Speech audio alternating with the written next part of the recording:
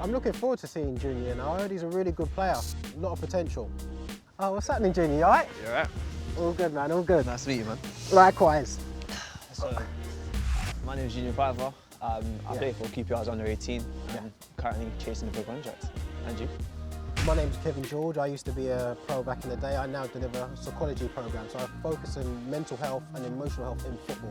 What was it like as a trial? You know, you're coming in from Sunday League grassroots football and you're going into this professional environment. What did it feel like being there? Was you nervous, anxious? What was that like? I feel like when I first came to QPR, I was already comfortable with the playing style I wanted to play and how I felt like I wanted to play.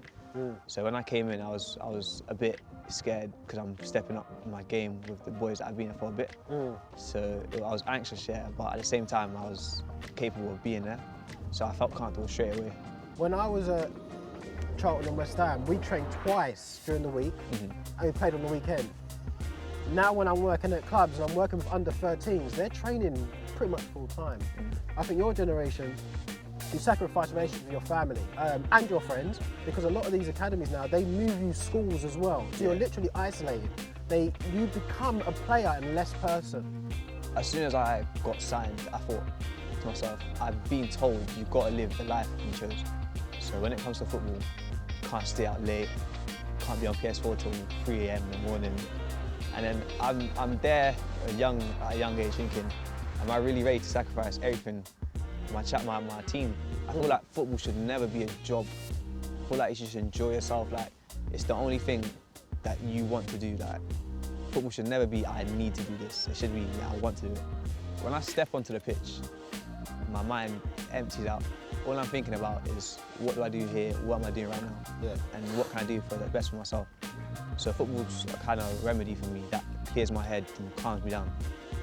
Football's a place for me where I connected with myself more. When I was in, say, a classroom in school, I didn't feel like I belonged there, but when I played football, I felt like I connected with myself. And I know that because of the feeling, but also because of my confidence, and everything else just went straight up like that. Personally, and this is in my game, the feeling I have is I want to win.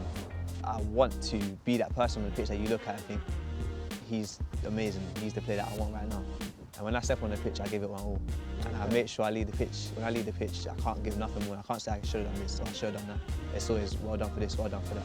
Now, football, professional football full-time is really intense. So you're trying to earn a contract, you're looking at the first team players in your position, thinking, okay, I've got to dislodge this person.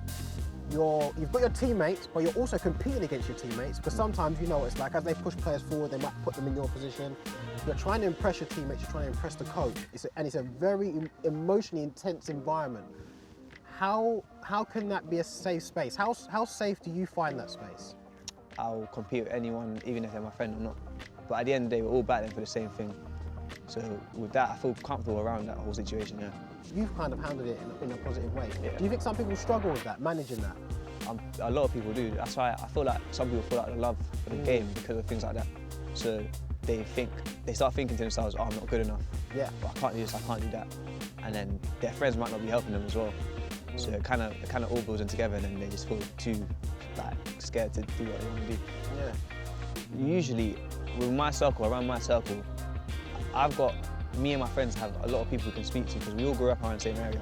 I think with my day, the sacrifice was more a case of judgment. I think we had more judgment back then, where a coach would pretty much just look at you and pick out anything they didn't like about your appearance or your demeanour and criticise it, where I think yours is a bit different because you've got social media. So I think my generation, we were lucky. It was like the people in your space judged you. You've got the world judging you. How does that feel?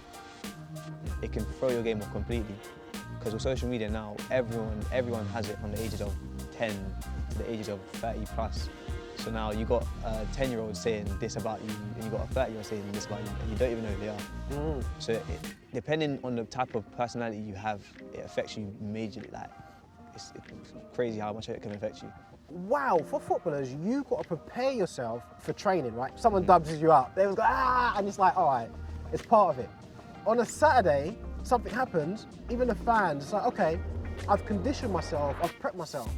But social media has created a space where nowhere safe. I could be at home, if I'm a pro, and my home becomes a source of anxiety because I'm getting all these notifications. What's going on? The club or someone's posted me getting dubbed up. And all of a sudden now I'm getting hammered. Yeah. And I think that's dangerous, not because of what happened, but then it feeds into, yeah, I knew you weren't any good. True. That's madness. Yeah, that's it. I think this has been very useful. I've definitely taken a lot from it, and I think people who will watch this will definitely get so many nuggets from this. So thanks. Thank you very much as well. It's been a pleasure. Really, it's interesting finding out how things used to be. In my old days, yeah? Nice one. Later, man. Later.